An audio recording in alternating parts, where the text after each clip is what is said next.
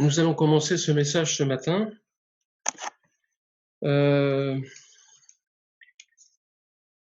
Toujours dans cette nouvelle série sur le second confinement, sur la parole de Dieu, l'Apologie 2, Jean mange le livre. Voilà le titre de ce matin. Jean mange le livre. Nous avions vu la dernière fois qu'Ézéchiel avait mangé le livre. Aujourd'hui, nous allons voir que l'apôtre Jean a mangé aussi le livre. Toutes les Écritures dans le monde ont eu leur utilité depuis le commencement jusqu'à nous. On a découvert aux alentours de 2500 à 2000 ans avant Jésus-Christ qu'il était plus simple de transcrire des sons et non des images. Et c'est en quelque sorte la transcription des syllabes. L'homme invente le rébus. Un son sera toujours représenté par le même signe. Et la juxtaposition des signes entraînera la formation de mots puis de phrases. Et l'alphabet est venu ensuite, avec en notre possession des documents alphabétiques, datant pour les plus anciens du XVIe et du XVe siècle avant notre ère chrétienne. L'écriture a eu plusieurs formes, mais aussi plusieurs sens. Certains peuples écrivaient et écrivent encore de gauche à droite, comme le français, de droite à gauche, comme l'hébreu, de haut en bas, comme le chinois. L'ancien grec avait même une forme très originale, puisque la première ligne allait de gauche à droite, puis en passant à la deuxième, de la droite vers la gauche, pour reprendre de gauche à droite, comme une espèce de serpentin. L'écriture est devenue au fil des époques un élément essentiel à notre développement. L'art de lire et d'écrire a été très utile dans bien des circonstances de vie, comme vous avez peut-être déjà entendu l'histoire de Joseph, qui exerça sa fonction d'intendant dans les affaires de ceux auprès de qui il devait rendre compte. Vous avez aussi, par exemple, le roi Assuérus. Lui se servait du livre des Annales, les chroniques, pour ne jamais oublier tous les événements qui eurent lieu sous son règne. D'ailleurs, même une nuit d'insomnie, dans le livre d'Esther, il nous est dit que ce livre lui servit de lecture. Et cela se déroula la veille de la pendaison de Mardochée, programmée par Haman son ennemi. Et c'est par ce livre de lecture des Annales que le roi connut que Mardochée avait évité un coup d'État et qu'il ne fut pas récompensé à ce moment-là, ce qui a provoqué le lendemain matin l'ordre du roi d'honorer Mardochée dans toute la ville, sous la conduite de son propre ennemi qui voulait le tuer, Haman. L'écriture est intimement liée aux hommes. Depuis très longtemps déjà, elle reste un élément déterminant dans notre vie de tous les jours. L'histoire et les affaires du monde s'articulent en étroite collaboration avec des écrits comme les traités, les codes, les jugements, les actes, etc. Le monde d'aujourd'hui n'a pas changé de méthode. Il continue de fonctionner par l'écriture. Même si les générations d'aujourd'hui sont sous l'influence de l'image, sous le régime de l'écran tactile, de l'image animée, du web et de sa relative rapidité à diffuser ses informations visuelles, l'écriture est toujours là. Sa présence, même si elle est cachée, est essentielle au fonctionnement de tous ces nouveaux outils que nous pouvons utiliser aujourd'hui. Cela va permettre de nouveaux moyens de communication et de diffusion, de développement. Alors comprenons bien que l'écriture est un élément contournable du fonctionnement de la vie. Et c'est un élément contournable du fonctionnement de votre vie aussi. Il est aussi le fondement de notre spiritualité et de notre édification pour et dans la sanctification. On doit bien comprendre que le fondement de notre spiritualité, de notre édification dans la sanctification, Et il a pour base l'Écriture sainte, la parole inspirée de Dieu. Vous avez un théologien de la Réforme qui s'appelle Barth. Il a dit dans une de ses publications, la Bible ne devient pas parole de Dieu parce que nous le croyons, mais parce qu'elle se révèle à nous. Et il ajoute que la révélation de Dieu nous permet alors de confesser dans la foi que l'Écriture est parole de Dieu. On ne peut dire l'inverse, car la parole de Dieu advient sous 3 formes: parole prêchée, parole écrite et parole révélée. Nous prêchons la parole écrite, qui devient une parole révélée.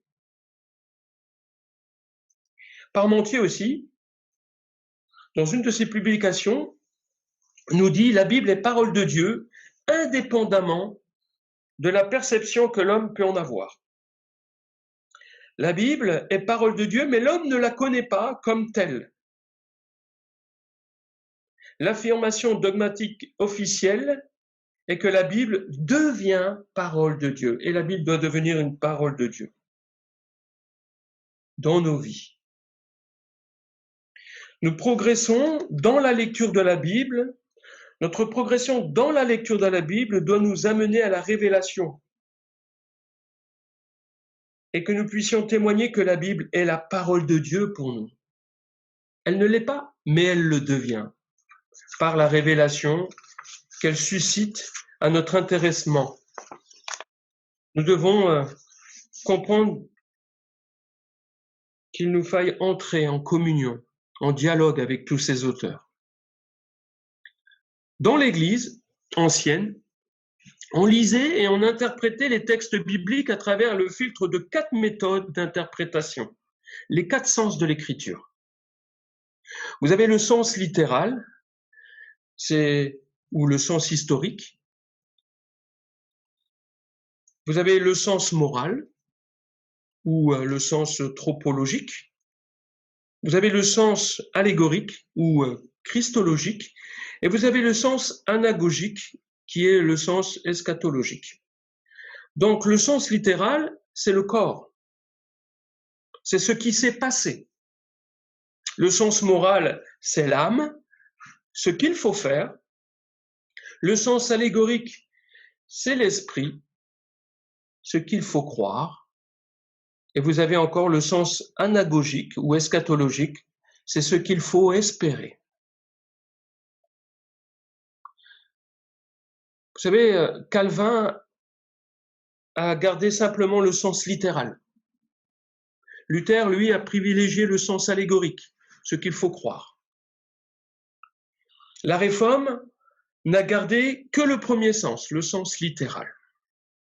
Et pour qu'elle devienne révélation dans notre propre vie, nous devons la lire et l'interpréter avec ces 4 sens. Le sens littéral, le sens moral, le sens allégorique et le sens anagogique. Deutéronome 32, 47 nous dit qu'il ne s'agit pas d'une parole sans importance pour vous. C'est votre vie. Ce n'est pas une parole sans importance pour vous, c'est votre vie. Jean 20, l'évangile de Jean, chapitre 20, au verset 30 et 31, nous dit que ces signes ont été rapportés dans ce livre pour que vous croyiez que Jésus est le Christ, le Fils de Dieu, et pour que, en croyant, vous ayez la vie en son nom. Certains disent que la Bible est parole de Dieu dans une parole d'homme. Même dans les lieux très hauts, là où réside la majesté suprême, l'écriture est d'une importance primordiale, capitale dans le déroulement des événements. Même au ciel, et surtout au ciel, l'écriture a une place prépondérante dans le fonctionnement de toute la création. Si la parole de Dieu a été faite chair pour nous sur terre, elle est aussi caractérisée en écriture dans le ciel. Nous allons lire ensemble, cette lecture de l'Apocalypse chapitre 10 au verset 1 à 10, 10 versets de l'Apocalypse 10, pour entrer dans notre texte de ce matin.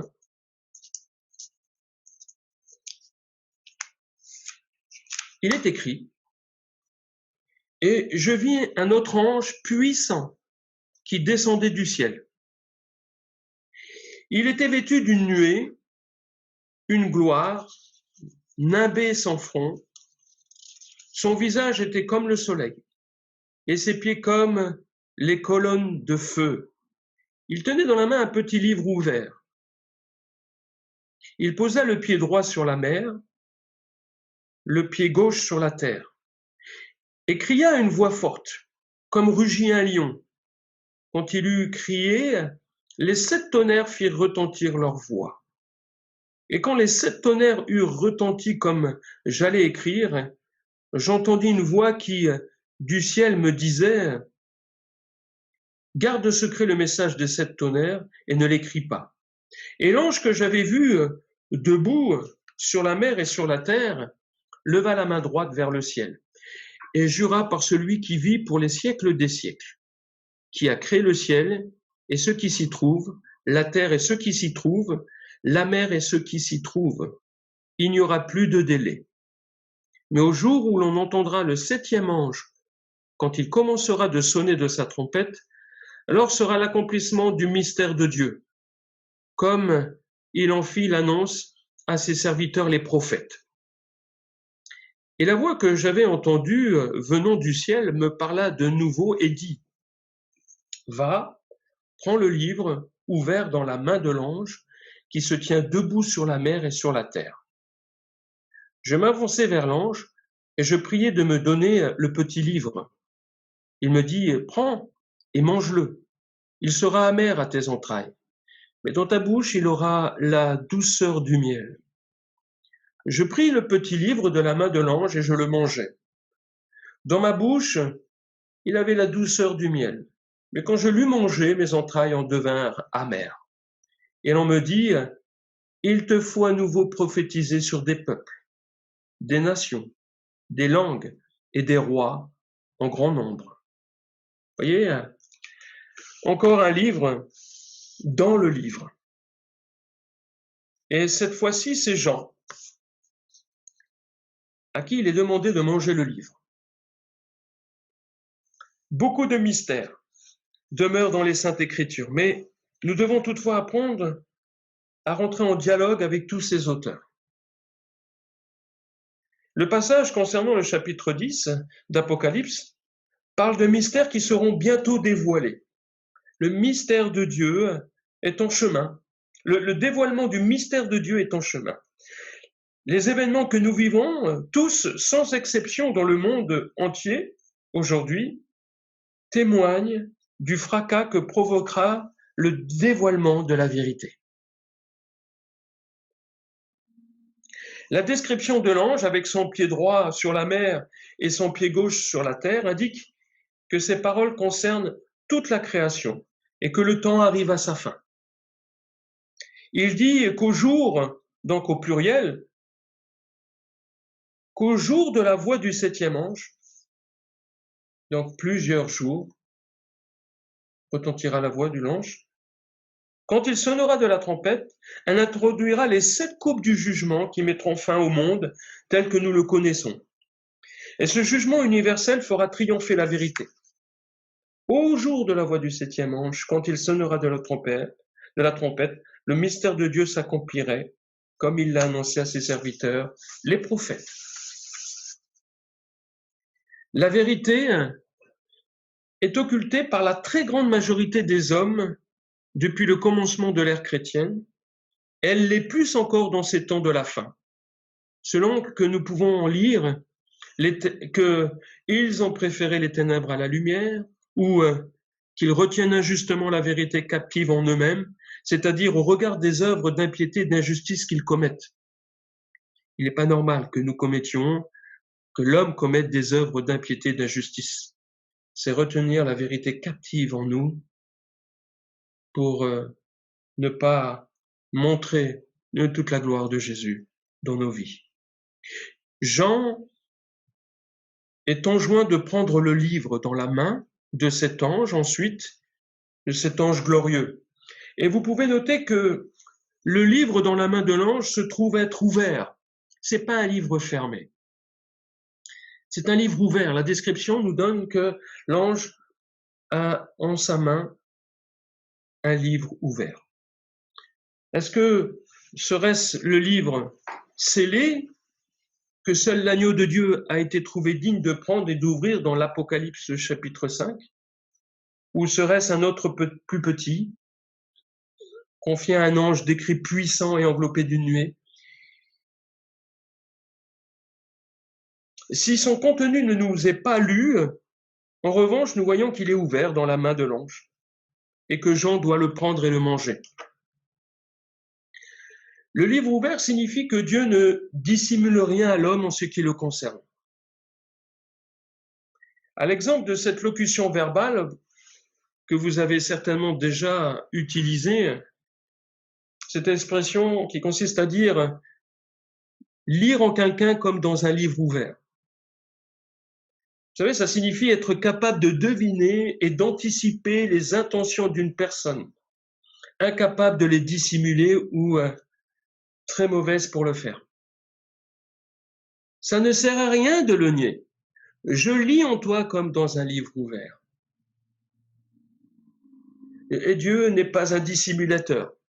La Bible nous révèle qu'il est amour et lumière.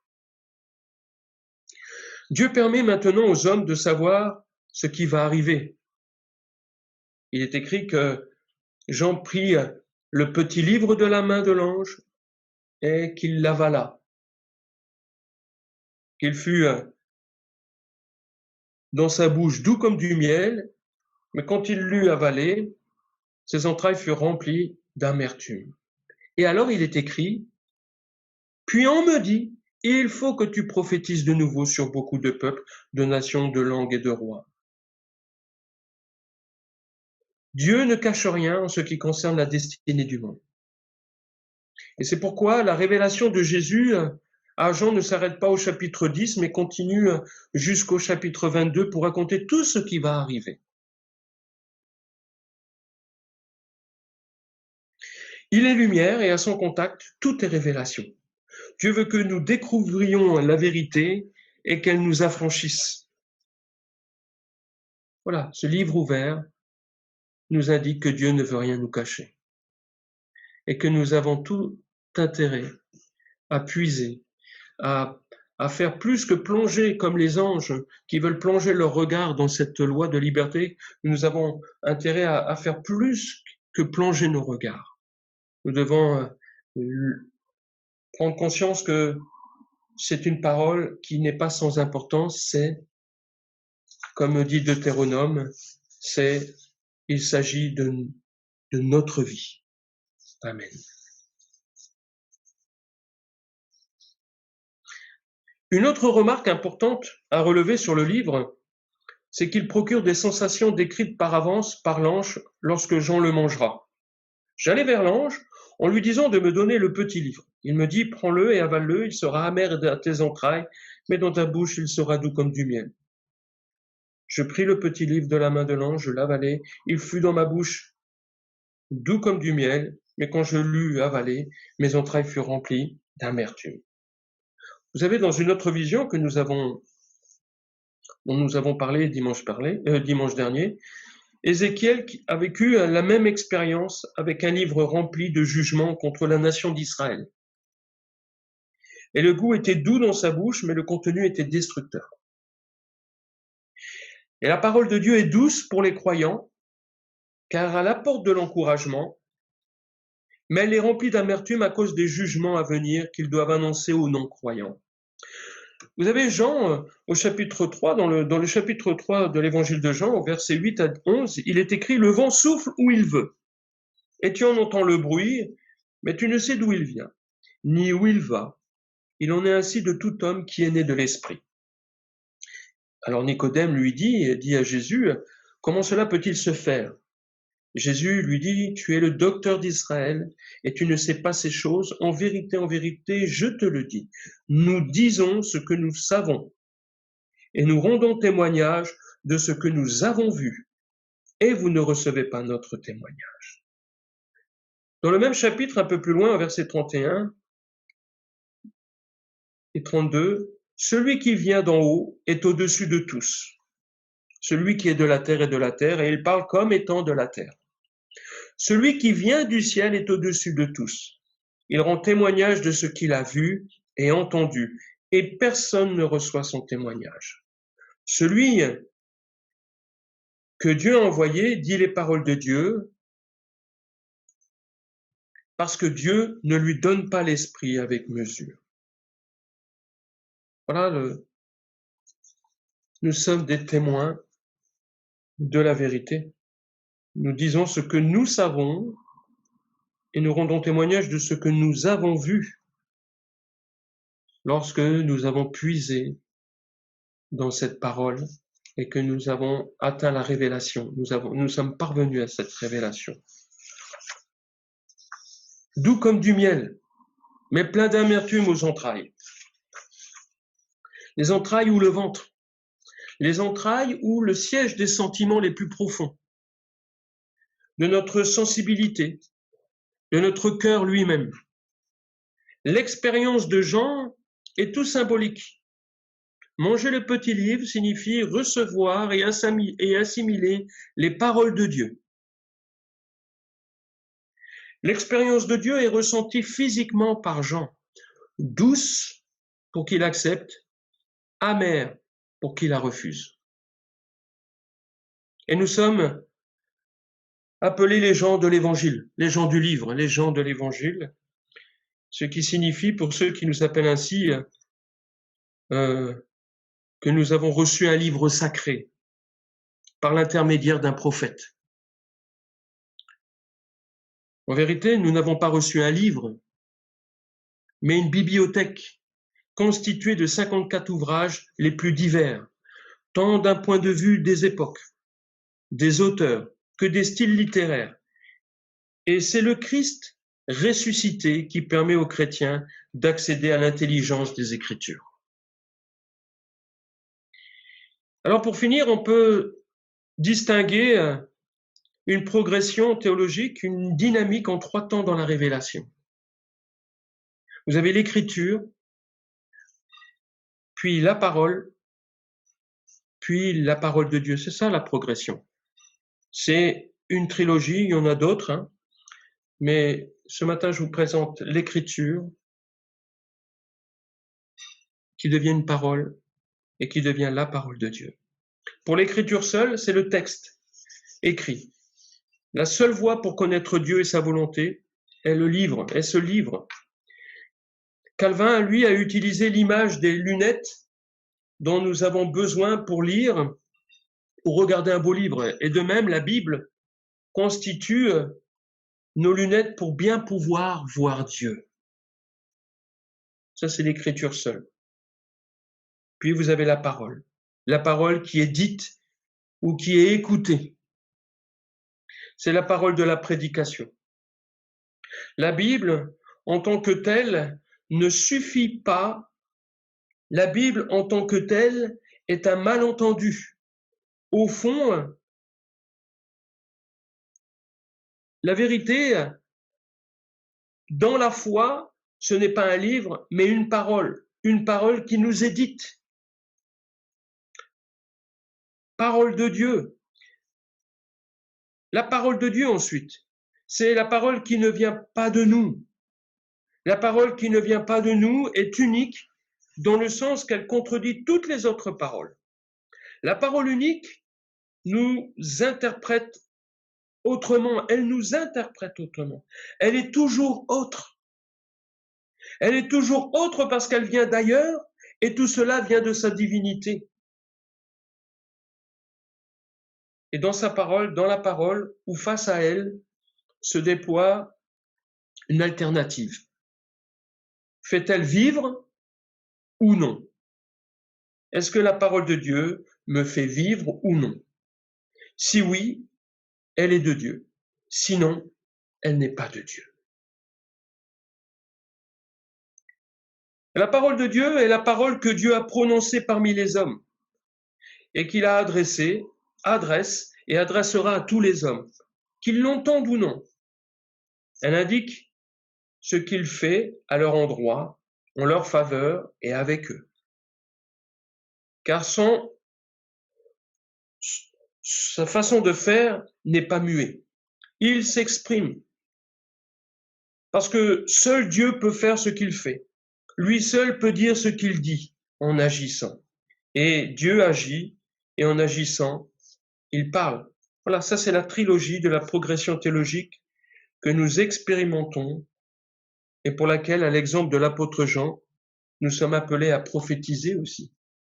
Nous sommes appelés à prophétiser aussi sur beaucoup de vies. N'oubliez jamais que tout est à vous et que vous êtes à Christ et que Christ est à Dieu. Amen. Que Dieu vous bénisse. Amen.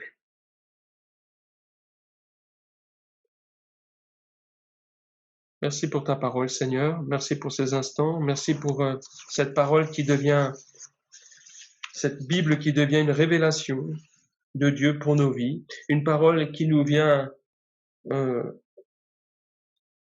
autrement que toutes celles que nous avons, que toutes celles que nous connaissons. C'est ta parole par l'Esprit qui nous donne, Seigneur, qui nous convainc et qui nous fait prendre conscience qu'elle est la vie, elle est notre vie.